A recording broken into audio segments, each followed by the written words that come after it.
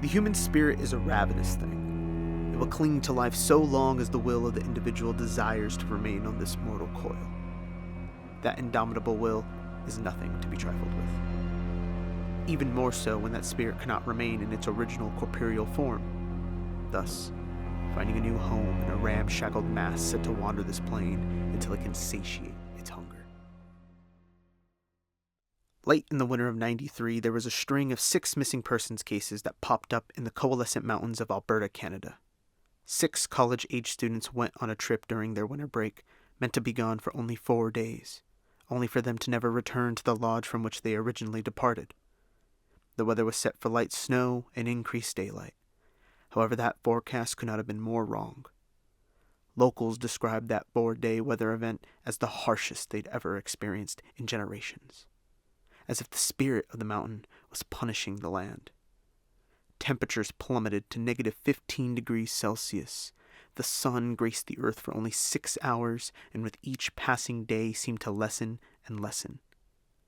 It took 10 days from their departure for lodge workers to get the local law enforcement involved, and by this time there had already been 10 inches of fresh snow covering the mountainside. The search was futile. After 3 months of investigation, the only things to have been found were torn backpacks, vaguely matching the description of what the students had on them, and a lighter, frozen shut, engraved with the initials NM for Nicholas Montague, one of the missing students. It was at this point that the local law enforcement declared the case closed, and that those 6 poor souls were lost to the mountains. They couldn't have been more accurate. A few weeks ago, there were reports from the same locals claiming that they could feel a presence watching them from deep within the woods. One man claimed to witness human eyes gazing at him through a thicket of trees, cascading a shadow on the ground that looked eerily similar to an elk's horns. Whispers could be heard at night, calling out to those around to enter the wood. Find peace. Find us. Most residents knew not to listen to the voices, for they were evil incarnate. Village folklore speaks of evil spirits traversing the land, luring unsuspecting victims into the forest, never to be seen again. That is until spring, when the snow begins to melt and torn clothing begins to appear all over. Remains would be found within treetops and scattered across the mountainside. Now, 3 days ago, a young boy by the name of Luis disappeared just before 8 p.m. The parents claimed to have heard the whispers, and before they could even comprehend what they were hearing, they could only watch as young Luis began walking deeper and deeper into the woods. I began my hunt on January 9th. Snowfall blanketed the mountain like a shroud, thick, soundless, and suffocating. You don't realize how loud silence is until you're in it long enough for your heartbeat to become the loudest thing you know. When the wind picked up, it didn't howl. It groaned, like something deep within the mountain was stirring, trying to remember how to speak.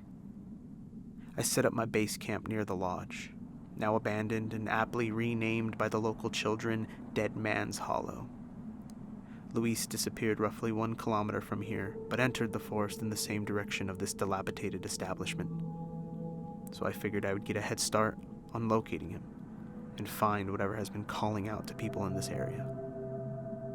About 400 feet below is the old logging trail, otherwise known as the tree line. Not because it marks the beginning of the forest, but past that point the trees begin to grow just a little too fast, too thick, twisting in on themselves. I saw one with its own root system wrapped around its trunk like a snake strangling itself. I don't trust forests that try to protect what's inside. Once night fell, I set up a perimeter ward. Iron nails, copper wire, and a circle of bones made up from local wildlife. I chanted a quiet ritual, the old rites.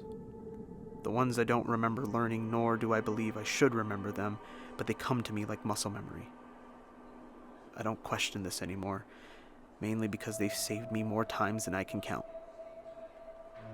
I attempted to rest. Exhaustion was creeping in, but I couldn't sleep. The dreams came sharp and sudden. Vivid images of what I can only describe as premonitions or a glimpse into the past.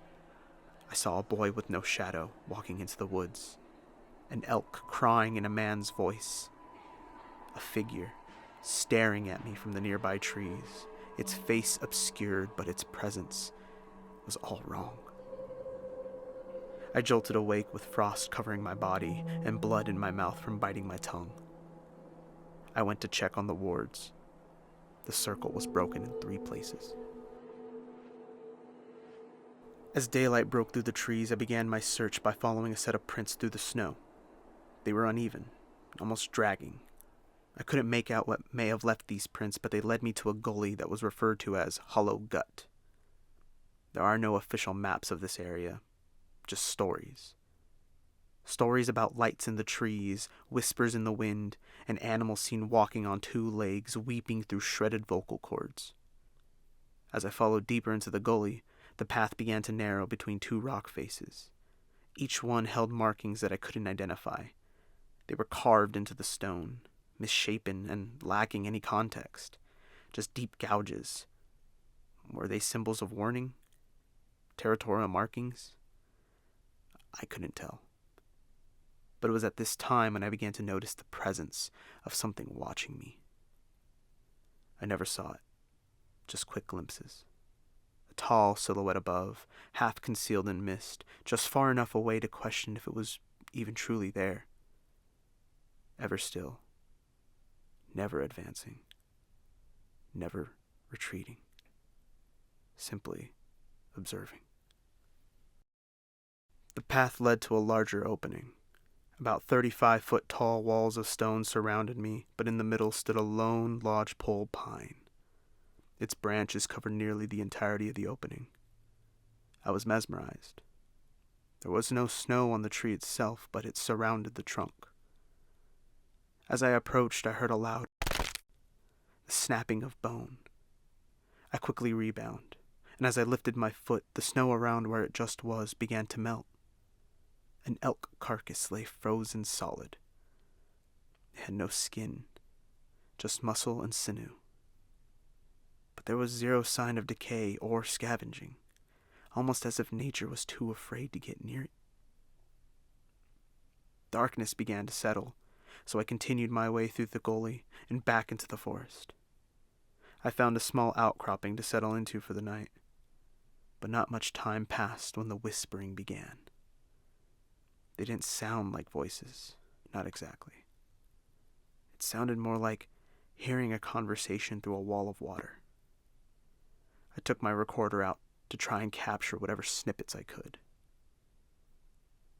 Find us. Hunger. Where's Nicholas? The last phrase sounded like it was just inches from my ear. I quickly scanned all around me. Nothing. Only snow and shadow. And the ever-increasing feeling that this was no longer just a hunt. It was around 2 a.m. when I spotted the creature. It stood near the ridge, silhouetted against the pale moonlight, perfectly still. It had the body of an elk, but it was too tall, too narrow, like it had been stretched to the point of pain. Its legs looked segmented, broken at unnatural angles. And the way it stood looked as if it had to teach itself how to stand upright. It cocked its head at me, and that's when I saw its face. A skull stared at me with human eyes glowing deep inside the sockets. They scanned me slowly. It looked sad, like it was mourning. It didn't make a sound. It just existed. And as I stared, I began to feel a pressure in my chest, a feeling I hadn't felt in years. Grief.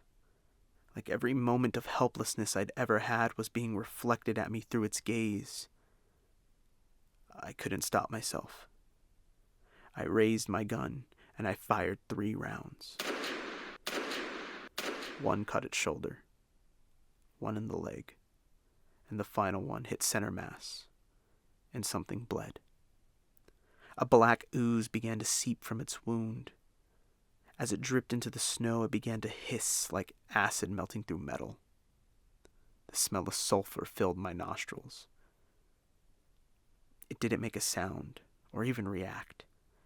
It simply stepped back into the cover of the trees and vanished. No crunch of snow, no panic. It was just gone. After a few moments, I felt like I could breathe again.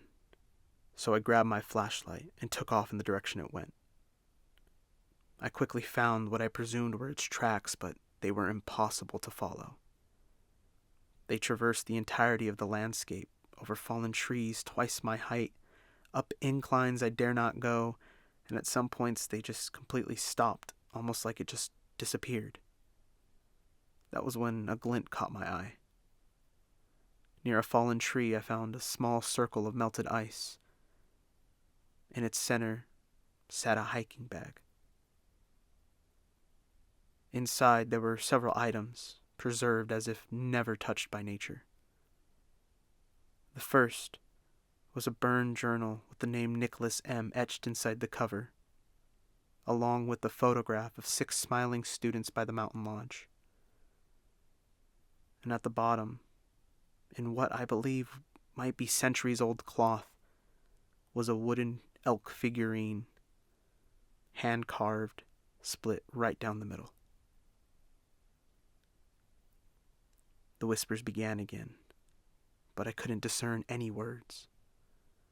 I turned my recorder back on in hopes it would catch something, when suddenly I heard, "Give it back." And there it was, appearing right behind me, towering over me, but it felt attached as if it were my shadow. The eyes now glowed with a reddish hue, and the whispers seemed to be emanating from it. I attempted to move away, but I collided with a tree just behind me and slumped to the ground. As I attempted to get up, I felt my hand catch on something sharp. I sprang to my feet, bringing whatever I had grabbed onto up with me. It was bone. I looked down to see remains, and what I saw was clothing still perfectly intact. And I recognized it from that photo and from the missing persons flyers. This was Nicholas's body. Suddenly, the creature screeched, an ear-piercing cry as it darted toward me. I braced myself, but I was merely knocked aside, and the creature knelt down to the body. That's when I noticed its back, an amalgamation of different fur and skin patchworked together to form a single entity. All of it was fused in an ungodly way. It turned to me, crying, and whispered, "End it." Without hesitation and for reasons unknown to me, I took the figurine wrapped in cloth and ignited it with my own lighter. There was a shrill, and a pressure began to bear on me, and with a flash of light, the creature was gone. I caught my breath as I stood, and I peered into the darkness around me. A nearby tree seemed to move, retracting its branches, but I paid no attention as what was revealed was a young boy that matched the description of Luis. He was out cold. The weather has subsided, so I carried him back to the lodge. He awoke by the time the family and law enforcement arrived, not remembering a single thing other than the voice whispering for him to find us. My job here was now done. As I clambered into my car exhausted, I remembered my recorder was on that entire time. So I began the playback, but there was no sound, no ambiance, not even wind. Just 2 clear whispers. "You were with us once. You will be again." I returned to my office a few days later. I kept replaying that last message over and over in my head. I don't believe those whispers came from that creature. That creature was mourning. It was in pain. It was asking for help. But this voice was malicious. I won't let it get to me, though. I still have jobs to do. There ain't no rest for the wicked. I finalized the report and filed it away with the rest of the completed cases. One less thing to deal with. We think of cryptids as monsters, but some things aren't meant to be hunted. Some things are just meant to be forgotten.